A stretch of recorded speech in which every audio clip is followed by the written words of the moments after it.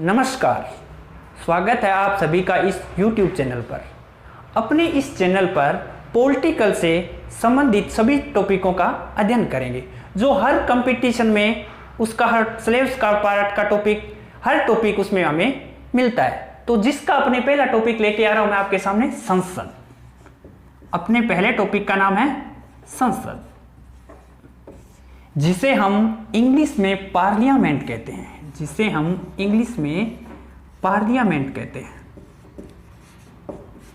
तो अब हम जानेंगे कि संसद क्या होती है, संसद शब्द का अर्थ क्या है, संसद के और अन्य नाम क्या है, संसद को और भी देशों में क्या क्या नाम से जाना जाता है।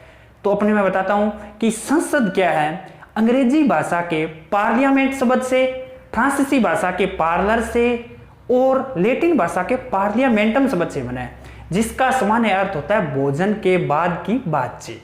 जिसका सामान्य अर्थ होता है भोजन के बाद की बातचीत। हम व्यवस्थापिका, संसद को हम व्यवस्थापिका या विधायिका के नाम से भी जानते हैं। इसका प्रमुख कार्य होता है कि सभी देशों में कानून बनाने की संस्था। तो अपने देखते हैं बोर्ड पर कि संसद, इंग्लिश के शब्द संसद, अंग्रेजी भाषा का शब्द है पार्लियामेंट। अंग्रेजी भाषा का शब्द है पार्लियामेंट। फ्रांसीस भाषा का शब्द है पार्लर। फ्रांसीस भाषा का शब्द है पार्लर। और लैटिन भाषा में है, इसका नाम होता है पार्लियामेंटम। पार्लियामेंटम, जिसका सामान्य या शाब्दिक अर्थ, जिसका सामान्य अर्थ भोजन के बाद की बातचीत। भोजन के बाद की बातचीत। भोजन के बाद की बातचीत। संसद को हम विधायिका या व्यवस्थापिका के नाम से जानते हैं। संसद को हम विधायिका या व्यवस्थापिका के नाम से भी जानते हैं। विधायिका कह दो या व्यवस्थापिका कह दो, व्यवस्थापिका के नाम से। तो संसद को हम विधायिका के नाम से भी जानते हैं, व्यवस्थापिका के नाम जानते हैं। प्रत्येक देश की कानून बनाने की संस्था ये, प्रत्येक देश की कानून बनाने की संस्था, प्रत्येक देश की कानून बनाने की संस्था।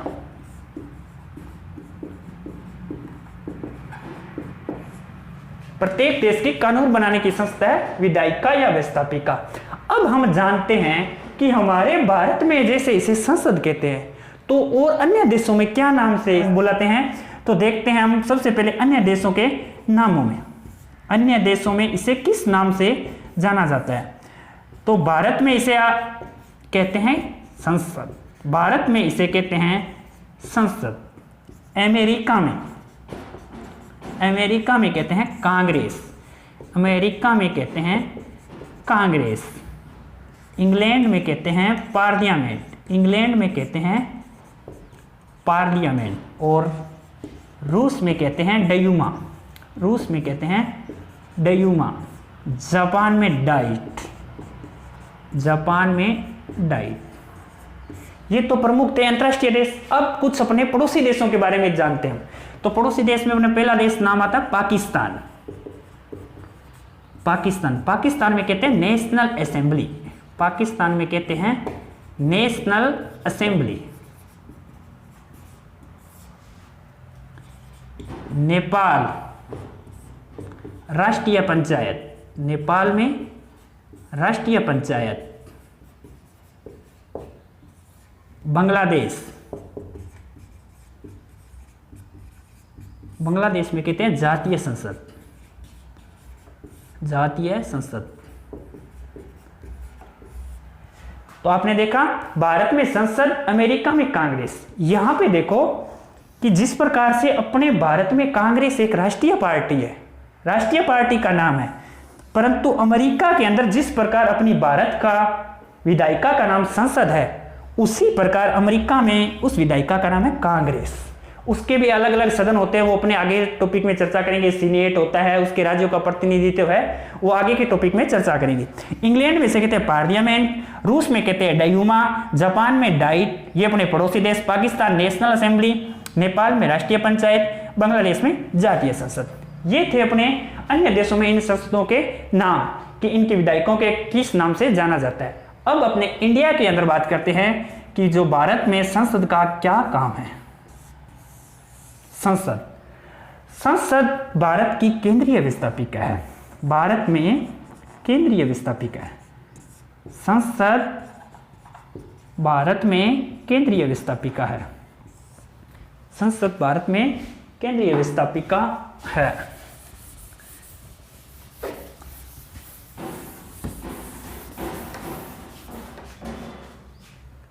केंद्रीय व्यवस्थापिका है जो देश के विधि कानूनों का निर्माण करती है। विधि कानूनों का निर्माण करना, विधि कानूनों का निर्माण करना। संसद भारत की केंद्रीय व्यवस्थापिका है जो देश के विधि कानूनों का निर्माण करता है। संसद के प्रमुख कार्य कैसे, जैसे अपने संविधान में 3 सूचियां हैं। कौन कौन सी 3 सूचियां हैं? संघ सूची, समवर्ती सूची, राज्य सूची। संघ सूची में मूल विषय थे 97, समवर्ती सूची में मूल विषय थे 47 और राज्य सूची में मूल विषय थे 66। ये थे मूल विषय। और आज वर्तमान में या गणना की दृष्टि से, वर्तमान या गणना की दृष्टि से इसे हम 100 मानते हैं, इसे 52 और इसे 61। तो अब देखिए ये हमारी 3 अनुसूचियां हैं। इनमें केंद्रीय व्यवस्था में संसद, ये संघ सूची होती है जिस पे संसद कार्य, इसके सभी विषयों का कानून बनाती है संसद। समवर्ती सूची, समवर्ती सूची वह होती है जिसमें संघ व राज्य दोनों ही कानून बनाते हैं, तो संसद इस पे भी कानून बना सकती है। और ये होती है राज्य सूची जिस पर केवल राज्य ही अपने उन विषयों पर निर्माण करती है। परंतु एक इंपॉर्टेंट बात यह है कि जब देश में राष्ट्रीय आपातकाल लगा हो, जब देश में राष्ट्रीय आपातकाल लगा हो, जब राष्ट्रीय आपातकाल लगा हो तो उस समय इस राज्य सूची के जितने भी विषय वो किसके अंडर में आ जाएंगे? संसद के अंदर आ जाएंगे। ये थी अपनी तीनों सूचियां, ये इसका प्रमुख कार्य थे। ये प्रमुख कार्य थे। संघ सूची के सभी विषयों पर संसद कानून बनाती है, समवर्ती सूची पर भी बना सकती है, और राज्य सूची पर कब बनाती है? जब देश पर राष्ट्रीय आपातकाल लगा हो। अब अपने इसकी संरचना पढ़ते हैं कि संसद की संरचना।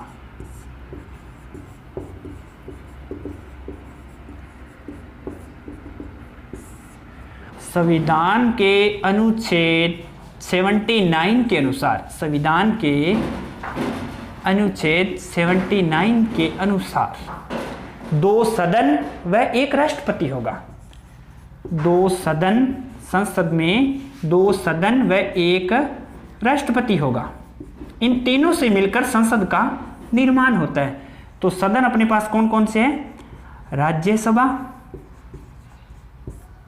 और लोकसभा।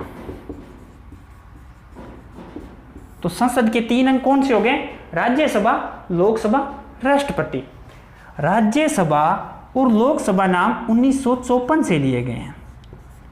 राज्यसभा और लोकसभा नाम 1954 से लिए गए। इन्हें पहले किन नाम से जाना जाता था? राज्यसभा को नाम जानते थे council of state, council of state, और लोकसभा को हम जानते हैं house of people, house of people.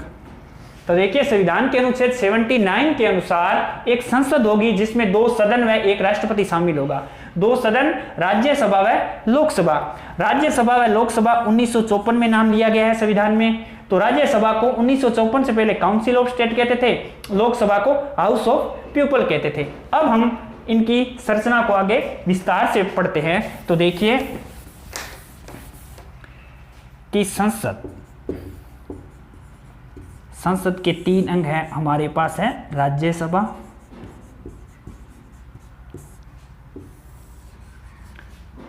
Rajya Sabha के बाद है लोकसभा और राष्ट्रपति।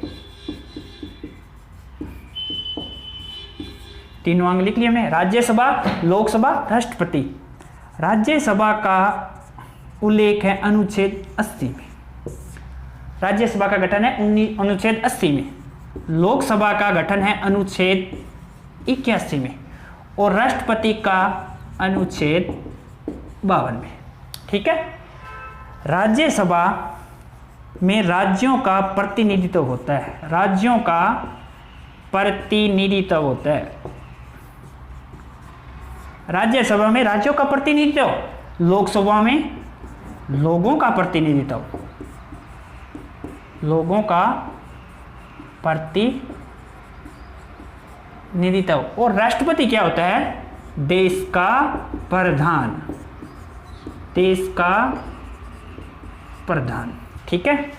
राज्यसभा को हम उच्च सदन कहते हैं, राज्यसभा को हम उच्च सदन कहते हैं और लोकसभा को हम निम्न सदन, लोकसभा को हम निम्न सदन कहते हैं। और राष्ट्रपति तीनों सेनाओं का सर्वोच्च होता है।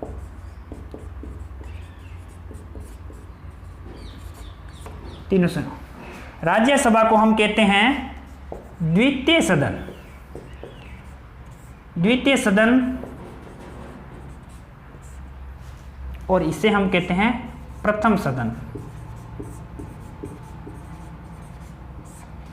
राज्यसभा को द्वितीय सदन, लोकसभा को प्रथम सदन। ये देश का प्रथम नागरिक, देश का प्रथम नागरिक। राज्यसभा होती है स्थायी सदन, राज्यसभा होती है स्थायी सदन व वरिष्ठों का सदन, वरिष्ठों का सदन। लोकसभा होती है अस्थायी सदन व युवाओं का सदन, युवाओं का सदन।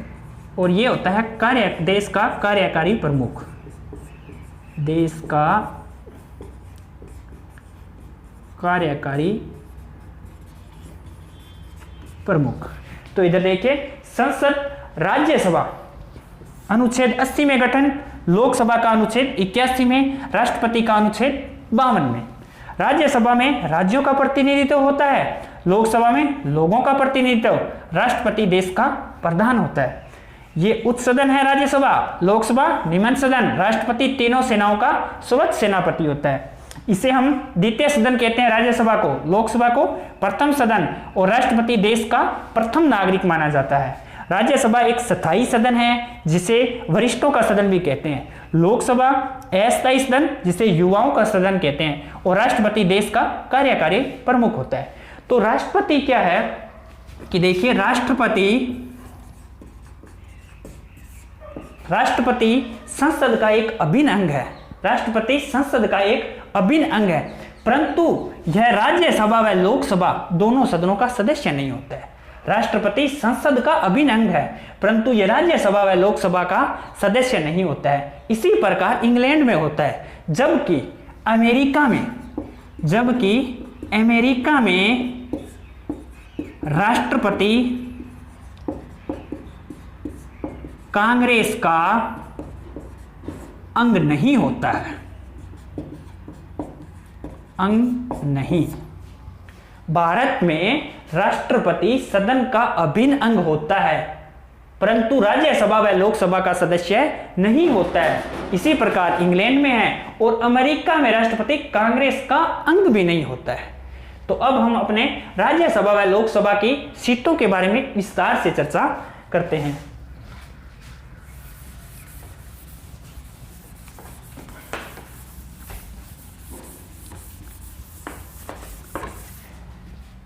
देखिए, राज्यसभा व लोकसभा, राज्यसभा में अधिकतम सीटें, राज्यसभा में अधिकतम सीटें हैं 250, लोकसभा में अधिकतम सीटें हैं 552। वर्तमान में सीट है राज्यसभा में 245 और लोकसभा में मानते हैं 545। ठीक है, ये वर्तमान में 245 और लोकसभा में 545। 245 में से 233 निर्वाचित, 12 मनोनीत। इसमें 543 निर्वाचित, 2 मनोनीत। 233 निर्वाचित में से 225 राज्यों से, 8 संघ राज्यों से, केंद्र शासित प्रदेशों से, संघ राज्यों से। इसमें 543 निर्वाचित सदस्य होते हैं जो प्रत्यक्ष चुनाव के माध्यम से चुनकर आते हैं, और ये 2 मनोनीत होते हैं आंग्ल इंडियन, और जिनका इस बार 2019 में आगे आरक्षण नहीं बढ़ाया गया है, तो आने वाले टाइम में ये 2 सीटें खाली हो जाएगी। ठीक है, अब हम अपने पूरी लोकसभा व राज्यसभा की जो निर्वाचित और मनोनीत सीटें हैं सभी राज्यों में, उनका अपने इसका क्रम देखते हैं। तो अब अपने देखते हैं राज्यों की राज्यसभा व लोकसभा सीटें, राज्यों की राज्यसभा व लोकसभा की सीटें।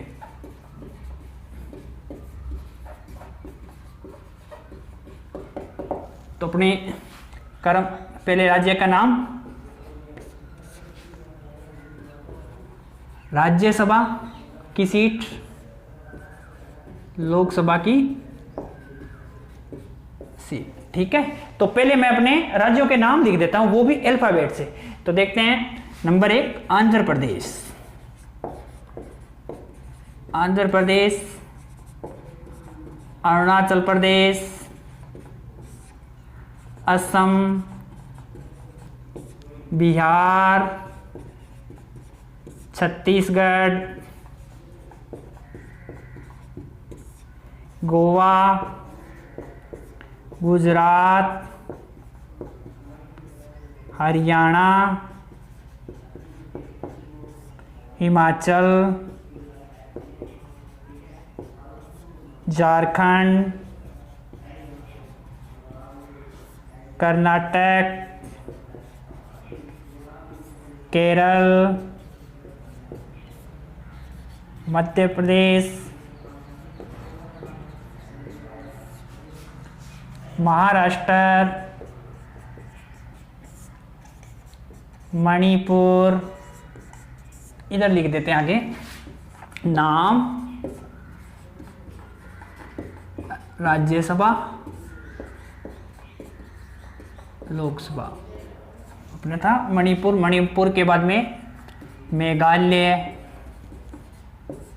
मिजोरम, नागालैंड, उड़ीसा, पंजाब, राजस्थान,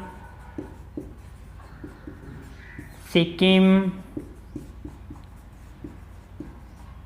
तमिलनाडु,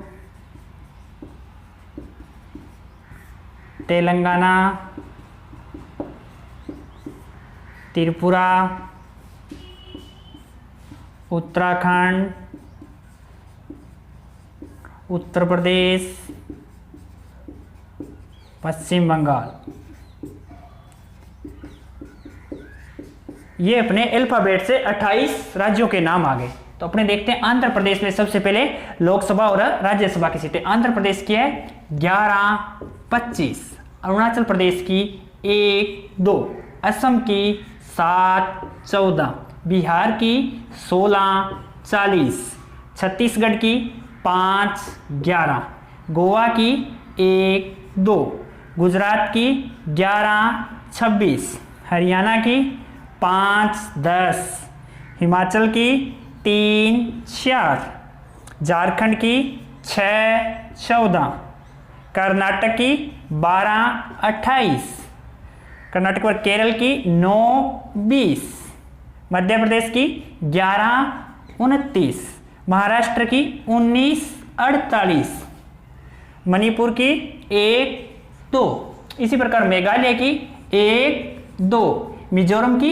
1 1, नागालैंड की 1 1, उड़ीसा की 10 21, पंजाब की 7 13, राजस्थान की 10 25, सिक्किम की 1 1, तमिलनाडु की 18 39, तेलंगाना की 7 17, त्रिपुरा की 1 2, उत्तराखंड की 3 5, उत्तर प्रदेश की 31 80, पश्चिम बंगाल की 16 42। तो देखो ये एक बार अपने 1 2 बार पढ़ेंगे तो आपको याद हो जाएगा। तो देखो पहले अल्फाबेट से मैंने नाम लिखा है, देखो ए के जितने भी है, फिर बी सी जी मतलब अल्फाबेट से चले हैं सभी राज्य 28 के 28। अल्फाबेट में भी नंबर से, मतलब ए के बाद आंध्र प्रदेश का अन आता है, अरुणाचल का ए आर आता है, असम का एस, तो वो भी क्रम से। तो पहले अपने देखो राज्यों का नाम आंध्र प्रदेश, अरुणाचल प्रदेश, असम, बिहार, छत्तीसगढ़, गोवा, गुजरात, हरियाणा, हिमाचल, झारखंड, कर्नाटक, केरल, मध्य प्रदेश, महाराष्ट्र, मणिपुर, मेघालय, मिजोरम, नागालैंड, उड़ीसा, पंजाब, राजस्थान, सिक्किम, तमिलनाडु, तेलंगाना, त्रिपुरा, उत्तराखंड, उत्तर प्रदेश, पश्चिम बंगाल। ये 1 2 बार पढ़ेंगे ना तो सीक्वेंस से याद हो जाएंगे।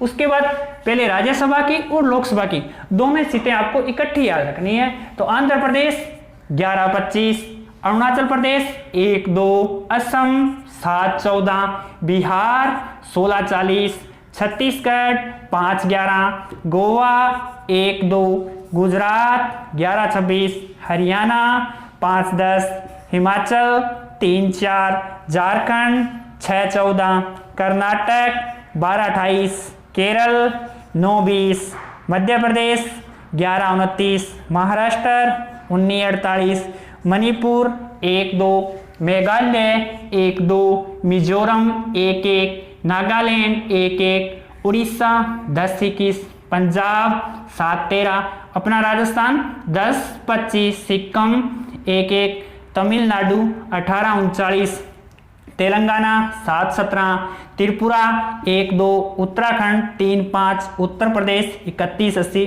पश्चिम बंगाल 16 42। तो देखो अपने सबसे कम राज्यसभा की सीटें, अपने राज्यों की बात कर रहा हूं मैं, अरुणाचल प्रदेश में 1, गोवा में 1, मणिपुर में 1, मिजोरम में 1, मेघालय में 1, मिजोरम में 1, नागालैंड में 1 और सिक्किम में 1 और त्रिपुरा में 1। तो कितने हो गए अपने काउंट करो कि सबसे कम सीटें राज्यसभा की भारत के कितने राज्यों में है? 1 2 3 4 5 6 7 8। तो देखो हमने पूर्वांतर में 7 सिस्टर और 1 सिक्किम 8 राज्य होते हैं, तो अपने भी 8 है, परंतु उसमें एक कौन सा काउंट हुआ है? उस पूर्वोत्तर में से असम में सीटें क्या है? ज्यादा है। असम की जगह उसमें सबसे कम सीट वाला अपना शामिल हुआ है गोवा। ठीक है, ये ध्यान रखना। अब लोकसभा में देखो, लोकसभा में सिर्फ 3 स्टेट ऐसे हैं जिनमें एक एक सीट है। वो कौन से हैं? मिजोरम, नागालैंड और सिक्किम। सबसे कम सीटें हैं हमारे पास मिजोरम, नागालैंड और सिक्किम, जिसकी है लोकसभा की। और अधिकतम सीटें, ये तो लगभग आपको पता ही है कि अधिकतम सीटें एक ही है, जो है उत्तर प्रदेश। जनसंख्या के सबसे ज्यादा इसकी जनसंख्या है, तो उत्तर प्रदेश में राज्यसभा की सीटें हैं 31 और लोकसभा की सीटें हैं 80। और अपने राजस्थान की बात कर लेते हैं, तो अपने राजस्थान की राज्यसभा की सीट है 10 और लोकसभा की है 25। ठीक है, ये थी अपने राज्यों की राज्यसभा व लोकसभा की सीटें, यहां से निर्वाचित होकर आते हैं। अब अपने केंद्र शासित प्रदेशों की सीटों के बारे में चर्चा करते हैं।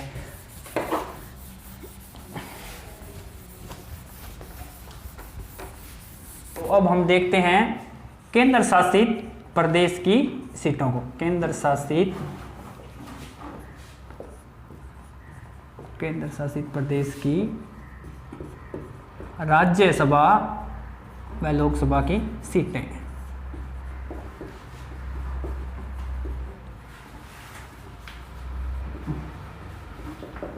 उसी प्रकार अपने क्रम से लिखते हैं जैसे राज्य के लिखा था। तो पहले अपने केंद्र शासित प्रदेशों के नाम, फिर राज्यसभा सीटें और उसके बाद लोकसभा। तो अल्फाबेट से अपने नाम स्टार्ट करेंगे राज्यों को। तो नंबर 1 पे आता है अंडमान निकोबार द्वीप, अंडमान निकोबार द्वीप। फिर चंडीगढ़, दादर नागर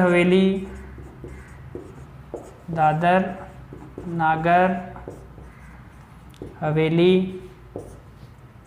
दमन दीव, दिल्ली, लक्षद्वीप, पौंडुचेरी,